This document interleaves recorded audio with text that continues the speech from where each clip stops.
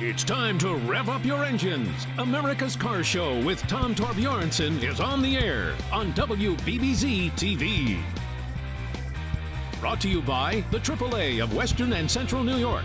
Get the AAA guarantee at all Western New York Car Care Plus locations. By Napa Auto Parts. Get Napa know-how. And by Dunn Tire. Service you deserve from professionals you trust at Dunn Tire.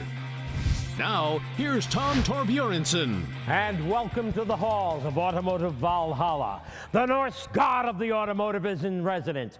Bring me your broken cars, your tires, your wheels. I will provide you with rest. I'm Tom Torbjornsen. Question, are your tires fuel efficient? Also, later in the show, Dr. Z has a prescription for your car care concerns. But first, come fly with me in the test drive of a C-Max Electric.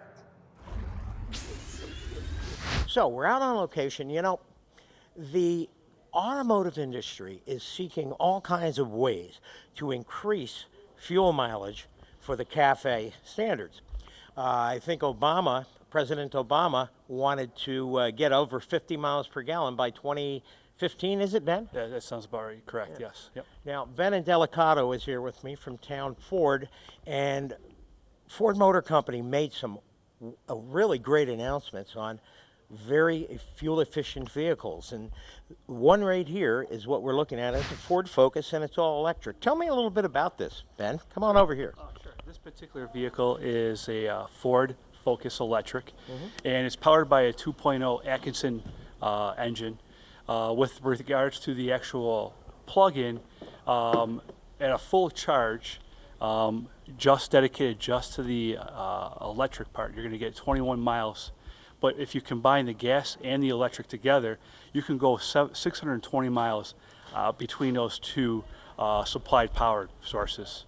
So at first blush, first glance, I say to myself, well, this is a hybrid. But then again, it's not, because the difference between an all-electric vehicle and the hybrid is that you don't have a choice with the hybrid as to what system you want to drive, right? This time around, you're going to get a 14-gallon gas tank that you can tap into the actual gas with this electric. I like this simply because if I forget to gas up the night before and I run out of gas, and the car, I have to go somewhere, then I can hypothetically plug it in at home in my home charging station. Correct.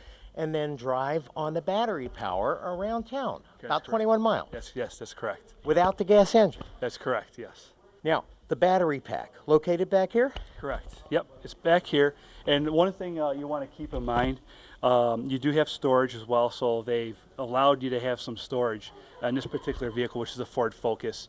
Now, when you're doing if you decide to go with the electric car, you have to get an actual 240 volt outlet system or 120. The 240 will actually charge up the vehicle within 2.5 hours, whereas the 120 is going to take about 6 to 8 hours. So basically an overnight charge. Okay. Yep. All right.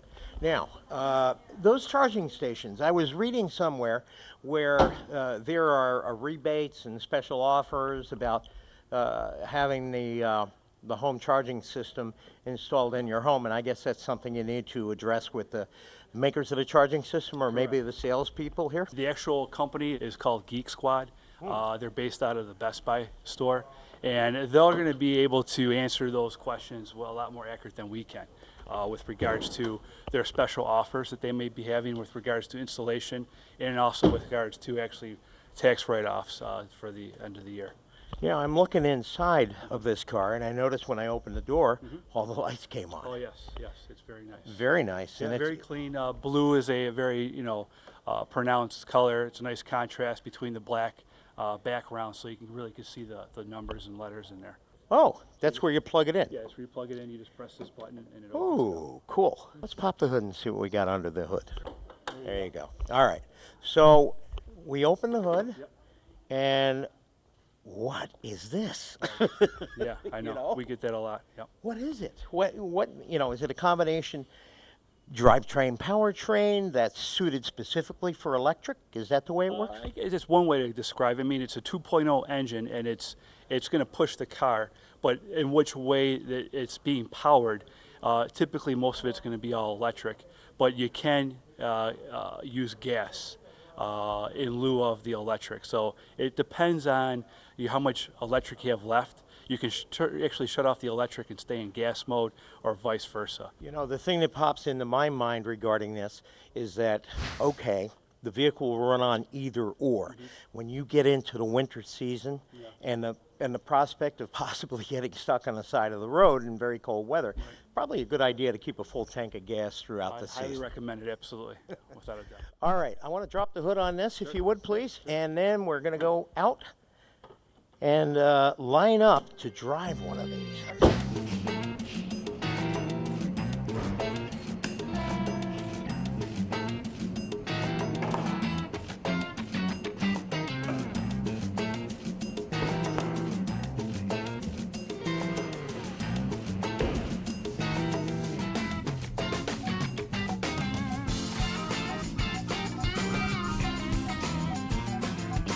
Nope, that ain't gonna work.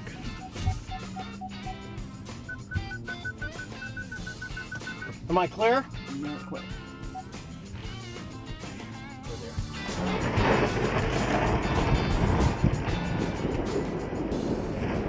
So, I mean, the first impression, very nice, smooth, good drive, quiet. I mean, no engine to speak of, but yet I've got power, and I think that's so cool. Now we're out on a nice, a typical Western New York spring deck. At least that's what it's supposed to be. However, we ended up with a snowstorm. So it'll be interesting to see what kind of power this little puppy has to get out into traffic. All right, here we go. Right? All right. Hey, it's there, man. Oh, yeah. Did you hear the engine kicking? Mm-hmm. Okay, we're in automatic mode now, and I needed to accelerate hard to get out into traffic, and I floored it, and I had placed it in automatic mode, and when I floor it, the engine kicks in. Hear it? So this is being powered by a combination of the electric motor and the internal combustion engine. And you know, it's well powered too. You got 188 horse. Yeah. You know. Yeah. Well, not only that, but you know, we got a full car. We got a full car of people. Oh yeah. And I mean, it's very, very adequate. I won't say it's a hot rod because it's not, but it's not meant to be. Correct. I like the convex mirrors so you can see what's happening in blind spots. And like you said, it is very easy to see out of. I mean, there's windows everywhere. The other thing is too, you've got that electric CVT transmission. Sure. So it's a lot smoother ride than your traditional 4-cylinder engine. Right. Now, constant velocity transmission, which simply means, or constantly variable transmission. There's a steel belt in between two pulleys, and the two pulleys open and close. And the belt either rides up in the groove of the pulleys or down, giving you an infinite number of gear ratios. That accurate? Yes, and and it gives you that seamless feel. Yep. More efficient. Yep. Speaking of efficiency, I wanted to just touch on the fact that city, it's rated for a 108, and highway it's 92. Wow. So yeah, combined 100 miles per gallon. So you know, that's one of the perks of the electric versus the hybrid. In terms of, you know, the hybrid's going to be the gas and electric. It's going to do it when it wants to. This one is solely electric in a lot of cases, but there's benefits to both of them. Ideally, you know, they've calculated the miles per gallon based off of energy use when you actually plug it in to either a 240 volt or 120 volt system. Right. So the cost in relation to gas, they came up with a number of 108 city or 92 highway. Outstanding. Yeah. Good anti-lock brakes. I like it. Anti-lock brakes, of course, ladies and gentlemen, is designed to not give you stop on a dime capability, but rather controlled braking. Watch, I'm going to speed up a little bit here in this parking lot. Then I'm going to hit the brake and I'm going to turn the wheel. And it gives me a wonderful controlled stop. And that's what it's all about with ABS brakes, a controlled stop.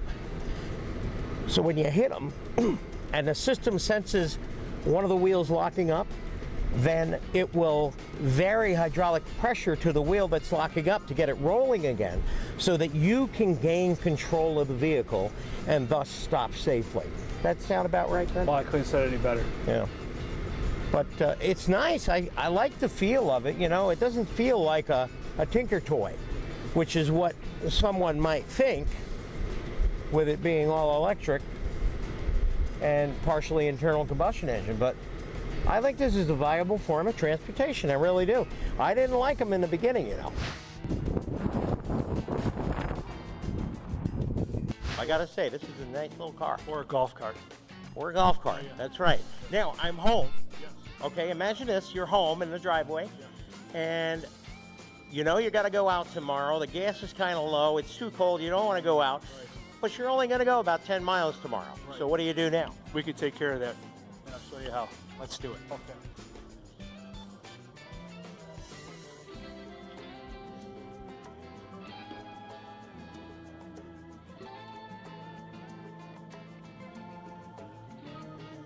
On location, Town Automotive. I'm Tom Torbjornsen for America's Car Show.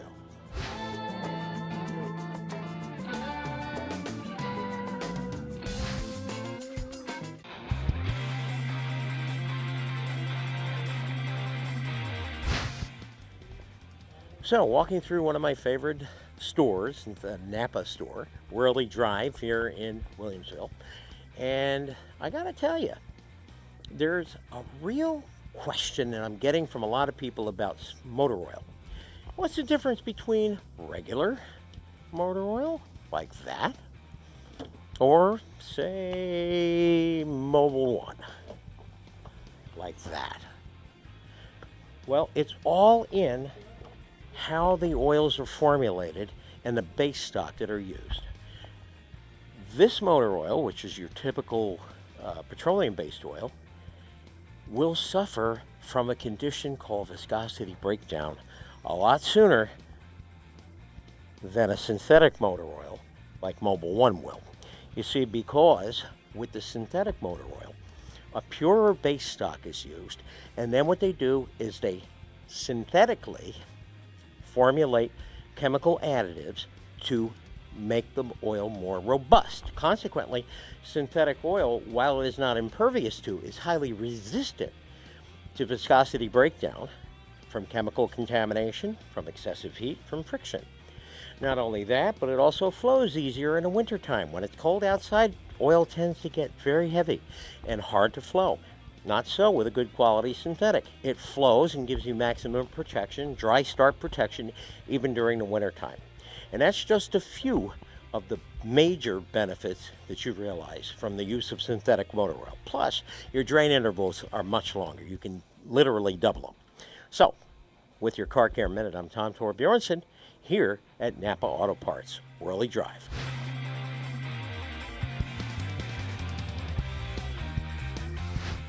And welcome back, everyone. I'm Tom Torbjornsen with your automotive news in the rear view.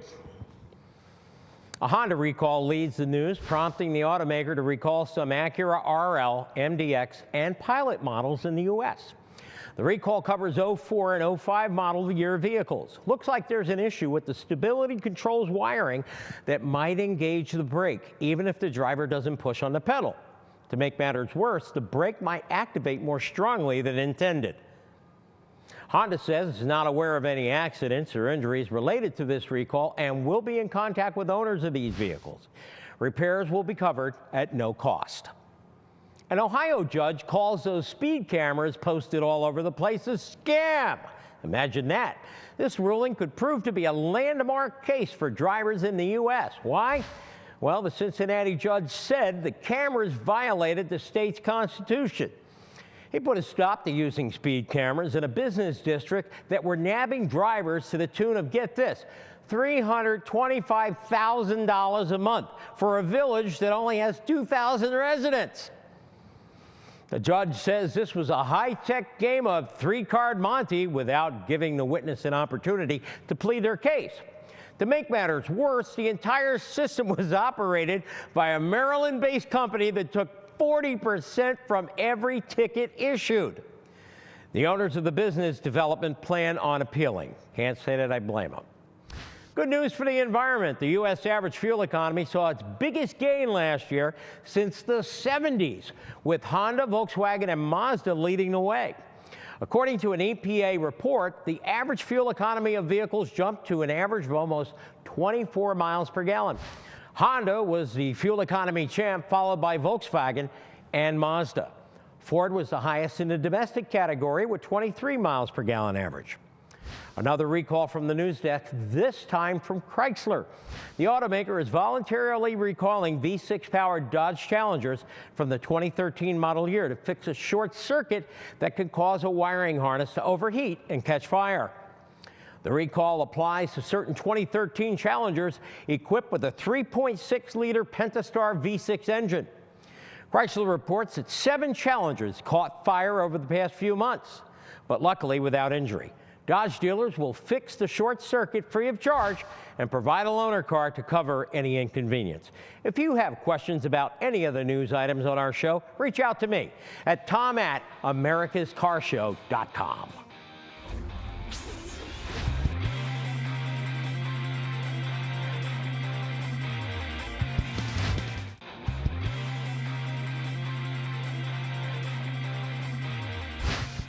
And welcome back to America's Car Show. I'm Tom Torbjornsen. On the set with me, my friend and associate, Mike Ziglis. Hi, Tom. Happy to be here. How are you? I'm well. Happy spring to you. Yeah, indeed. Given the fact there's 4 inches of snow on the ground, but who cares? It's Buffalo, right? That's right. Wait a couple minutes, it'll change. Yeah, indeed it will. Well, we got a full mailbag tonight. Okay. And you're joining me just to take up some of the slack for me. I appreciate it. I enjoy it. And we're going to get right to it. Okay, Tammy and Susie from Amherst write, please help me and my sister settle a disagreement. That's a scary thing when they start out like that. Which of the following is the proper procedure for applying the emergency brake? A, stop the vehicle with your foot on the car brake, put the emergency brake on, and then put the car in park. Or B, stop the vehicle, put the car in park, and then put the emergency brake on. Many thanks for your answer. You're very welcome, ladies. This is the correct way to apply emergency brake and put a car in park. You stop the car with your foot on the brake, apply the emergency brake, and then put the car into park. By following this procedure, the car is put into park and there's no excessive strain on the parking pole. Mike, you know what I'm talking about. Absolutely. You got that spring-loaded pin going into a slotted plate, and if you put all that weight of the vehicle on there, it can actually do damage to the inside of the transmission. Right, and especially if you're on a little bit of an incline also, there's been times where people have actually had a hard time getting it out of gear because there was so much pressure pushed on that paw, it wasn't easy to release it off the drum. Right. By simply taking the weight off of the transmission, by putting the emergency brake on first, you'll be able to relieve the transmission of that stress. One other thing, if you're going to use the emergency brake, the rule is use it, or else you'll lose it. Make sure you keep using it and get all those parts and cables and everything moving properly. You got one. Okay, Dan from DeWittville writes, I own a 1998 Toyota Camry LE 4-cylinder. It has only 32,000 miles. Should I change the timing belt? Well, basically, according to Toyota's owner manual, you should change your timing belt approximately at 90,000 miles. And the reason that you want to do this and not forget to is because these motors are what we call low interference motors. And basically that means is that the valves going up and down and the pistons going up and down, you don't want to have every time where a valve's open when a piston comes up because it's going to hit it and that can cause catastrophic damage inside the motor. If the timing belt would in fact break as you went past that 90,000 mile interval, that could be the stress frame that you're going to be able to find as far as now not being able to have just a timing belt replaced. We're looking at motor repair. So yes, at 90,000 miles, you really should get your timing belt replaced so that you'll be safe. With the advent of interference and non-interference engines, that's something you really got to stay on top of. Absolutely. Our next question comes from Vivian from Eggertsville, who writes, I own an 08 Chevy Impala with just over 40,000 miles. The steering wheel makes a noise and it feels like it tightens up and then slips. What's causing this? Well, you know, Vivian, technical service bulletin was issued from General Motors on this very condition, and it's called a slipstick condition. And it happens as a result of the steering shaft getting dry of lubricant. And what you have to do is you have to do one of two things. Either lubricate the shaft with Teflon impregnated grease, which is much heavier and it can handle the temperature, or replace the shaft with the new Teflon coated shaft. Either way, you're going to solve the problem. But if you lubricate it only, then you're going to have to bring it back in and lubricate it again. So whatever your pocketbook will bear, I guess, is the rule of thumb there. Correct. We've had numerous times where we just lubricate them, and like you said, within 8-9 months coming down the road, the noise is back, and we have to either lubricate it again or eventually then just put the new shaft in. And be done with it. Sure. Yeah. Okay, Robert from Buffalo writes, I own a 2006 Hyundai Elantra with 53,000 miles on it. An oil change company told me to change the transmission fluid because it was dirty. They were not going to take the pan off or clean the filter in the pan. I decided to wait. What do you recommend regarding the proper procedure for changing transmission fluid in this car? Well, it's not just this car, Robert, it is any car. You never want to change transmission fluid simply because it's dirty. Because the bottom line is, dirt is just a darkness in the color is just a result of a little bit of external heat and excessive heat, and it has no indication in any way, shape, or form that your fluid is contaminated or has any particulates in it that's going to hurt anything. So, if you're at the proper mileage, which we suggest right around 30 to 35,000 miles, you can get your transmission fluid flushed with fresh fluid. And the reason that you want to use a flush is because if you just drop the pan and drain that fluid and switch the filter, there's still going to be residual oil in a torque converter in the passages of the transmission. So thus, when you put the pan up and you put the new filter in and then you fill it up and get the pan filled up, the very second you start your motor, that torque converter is going to start circulating all the contaminated fluid, and you start the process all over again, but at a more accelerated rate.